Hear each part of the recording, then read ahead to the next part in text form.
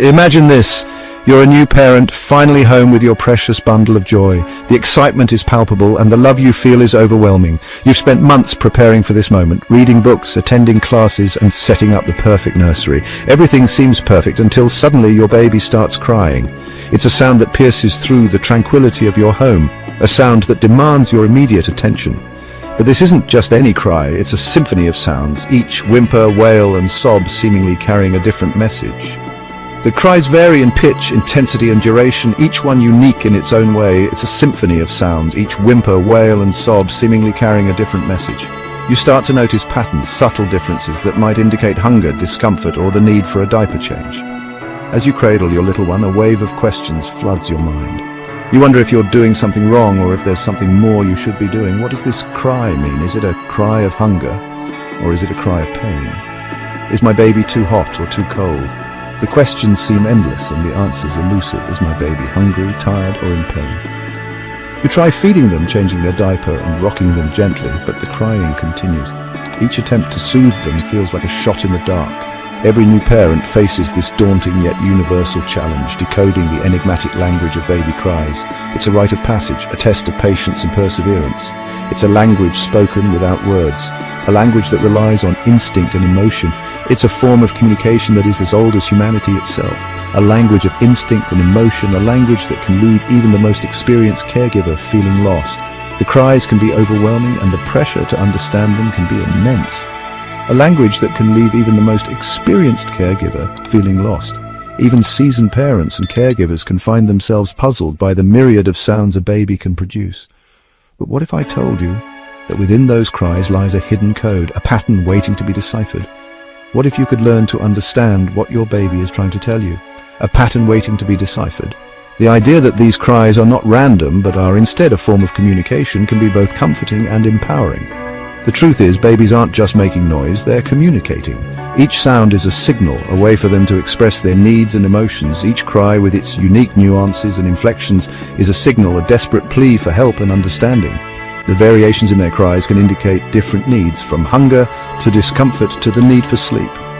A desperate plea for help and understanding. By paying close attention, you can start to pick up on these cues and respond more effectively. By learning to decipher this intricate language, you unlock a deeper connection with your baby. You become more attuned to their needs and more confident in your ability to meet them. You unlock a deeper connection with your baby, responding to their needs with empathy and precision. This understanding fosters a sense of security and trust between you and your baby, responding to their needs with empathy and precision. In time, you'll find that the cries become less daunting and more manageable as you grow more skilled in the art of baby communication. From the moment they enter the world, babies communicate through a rich tapestry of cries. These cries are their first language, a powerful tool to express their needs, discomforts, and emotions. It's a language that, while initially perplexing, becomes more decipherable with time and experience. Picture a newborn, their tiny face scrunched up in distress, their eyes squeezed shut and their mouth wide open. This is their way of saying, "I need something." It could be a call for food, comfort, or simply a need to be held close, letting out a high-pitched, piercing wail. This sound can be startling, even alarming, but it's a crucial part of their survival mechanism, ensuring that their caregivers respond quickly to their needs. This is often the classic hunger cry, a primal call for nourishment. It's a sound that can tug at the heartstrings, compelling parents to act swiftly to provide the sustenance their baby craves. As babies grow, their cries evolve, reflecting their expanding world and developing needs. What starts as a simple cry for food or comfort becomes more nuanced, with different cries indicating different needs or desires. Parents begin to notice the subtle differences: a cry for hunger, a cry for sleep, a cry for attention. A tired baby might whimper softly, their cries punctuated by yawns and eye rubs. This is their way of saying, "I'm exhausted, I need rest." Recognizing this cry can help parents establish a soothing bedtime routine, ensuring their baby gets the sleep they need. A baby experiencing discomfort from a soiled diaper might fuss and squirm, their cries taking on a more insistent tone. This cry is often accompanied by physical signs of discomfort, such as wriggling and arching their back. It's a clear signal that something needs to be changed. Then there's the heart-wrenching cry of pain. A sudden, sharp, and often inconsolable outburst that sends shivers down any parent's spine. This cry is different from others. It's more urgent, more desperate. It demands immediate attention and often requires soothing and comforting to help the baby feel secure again. And let's not forget the cries of colic, those seemingly endless bouts of inconsolable crying that can leave even the most patient caregiver feeling helpless. Colic is a challenging phase, often marked by long periods of crying that seem to have no clear cause. It's a test of endurance and patience for parents, but it's also a phase that eventually passes. Each cry, from the subtlest whimper to the most intense wail, provides a window into your baby's internal world. These cries are their way of communicating with you, sharing their feelings and needs in the only way they know how.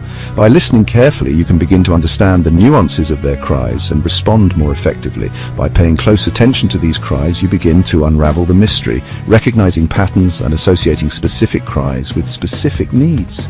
This understanding fosters a deeper connection between you and your baby, helping you to respond with empathy and care. Over time, you'll become more attuned to their unique language, making the journey of parenthood a little smoother and more rewarding. Understanding the science behind a baby's cry can make their communication even more remarkable. It all begins with a complex interplay of physiological mechanisms.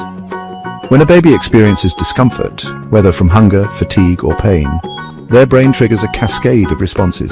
The diaphragm, a dome-shaped muscle beneath the lungs, contracts rhythmically, forcing air out of the tiny lungs and past the vocal cords. These vocal cords, two small bands of tissue within the larynx, vibrate rapidly as air passes through them, producing sound.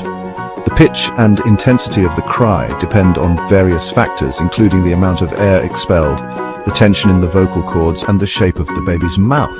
But there's more to it than just the mechanics. The emotional state of the baby also plays a crucial role. When a baby is distressed, their cries can become more intense and prolonged. This is because the brain releases stress hormones, which can affect the respiratory and vocal systems. The baby's cry is not just a simple reflex, it's a sophisticated form of communication that conveys a wide range of emotions and needs. Parents often learn to distinguish between different types of cries. A hungry cry might be more rhythmic and repetitive, while a cry of pain might be more high-pitched and intense. Over time, parents become attuned to these subtle differences and can respond more effectively to their baby's needs. The ability to cry is essential for a baby's survival. In the early stages of life, crying is the primary means by which a baby can signal that something is wrong. It's a powerful tool that ensures the baby receives the care and attention they need. Without the ability to cry, a baby would be unable to communicate their needs effectively, which could have serious consequences for their health and well-being. As babies grow, their lungs develop, their vocal cords strengthen, and their ability to control their cries increases. This is why a newborn's cry might sound different from a 6-month-old's cry. The development of the respiratory and vocal systems allows for greater variation in the sounds a baby can produce. This increased control also means that older babies can use their cries more deliberately to communicate specific needs or emotions. The process of learning to cry is a gradual one. Newborns start with basic cries that signal fundamental needs like hunger or discomfort. As they grow, they begin to develop more complex cries that can convey a wider range of emotions and needs. This development is influenced by both physiological changes and the baby's interactions with their environment. Understanding these biological underpinnings reminds us that crying is a natural, instinctive behavior essential for a baby's survival and well-being. It's not a sign of weakness or manipulation. It's their primary means of communication, their way of telling us, "I need something." By responding to a baby's cries, parents and caregivers play a crucial role in supporting the baby's development and well-being. In addition to the physiological and emotional aspects, cultural factors can also influence how babies cry and how parents respond to those cries. In some cultures, babies are held and comforted more frequently, which can lead to different crying patterns compared to cultures where babies are left to self-soothe more often. These cultural practices can shape the way babies learn to communicate through crying and how parents interpret and respond to their cries. The study of a baby's cry is a fascinating intersection of biology, psychology, and culture. It highlights the complexity of human development and the incredible ways in which even the youngest among us can communicate their needs and emotions. By understanding the science behind a baby's cry, we can better appreciate the remarkable capabilities of these tiny humans and the important role that crying plays in their early lives. So the next time you hear a baby cry, remember that it's not just noise. It's a sophisticated form of communication, a signal that something is needed and a testament to the incredible complexity of human development. By listening and responding to these cries, we can help support the healthy growth and development of the next generation. In conclusion, the cry of a baby is a powerful and essential tool for communication. It involves a complex interplay of physiological, emotional, and cultural factors that work together to ensure the baby's needs are met. By understanding and responding to these cries, we can provide the care and support that babies need to thrive. As we continue to study and learn more about the science of crying, we gain valuable insights into the early stages of human development and the incredible ways in which babies communicate with the world around them. This knowledge not only helps us care for our own children, but also contributes to our understanding of human biology and behavior as a whole. So the next time you hear a baby cry, take a moment to appreciate the complexity and significance of that sound. It's a reminder of the incredible journey of growth and development that every human being embarks on from the moment they are born. And remember, each cry is a call for connection, a plea for understanding, and a testament to the resilience and adaptability of the human spirit. Understanding these biological underpinnings reminds us that crying is a natural, instinctive behavior essential for a baby's survival and well-being. It's not a sign of weakness or manipulation. It's their primary means of communication, their way of telling us, "I need something." By responding to a baby's cries, parents and caregivers play a crucial role in supporting the baby's development and well-being. It's a powerful tool that ensures the baby receives the care and attention they need. Without the ability to cry, a baby would be unable to communicate their needs effectively, which could have serious consequences for their health and well-being. In addition to the physiological and emotional aspects, cultural factors can also influence how babies cry and how parents respond to those cries. In some cultures, babies are held and comforted more frequently, which can lead to different crying patterns compared to cultures where babies are left to self-soothe more often. These cultural practices can shape the way babies learn to communicate through crying and how parents interpret and respond to their cries. Perhaps the most primal and easily recognizable of all baby cries is the hunger cry. This cry typically starts as a rhythmic, low-pitched whimper, gradually increasing in intensity and urgency if the baby's needs remain unmet. Imagine a gentle "eni" sound, repeated at regular intervals, almost like a polite request for service at a restaurant. As hunger intensifies, this cry transforms into a more insistent "na" sound, often accompanied by rooting behavior, the baby turning their head from side to side, searching for a nipple.